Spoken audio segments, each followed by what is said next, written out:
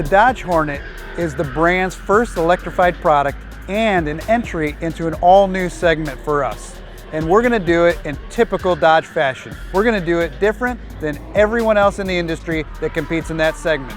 Everyone in that segment is buying for price, value, and fuel economy.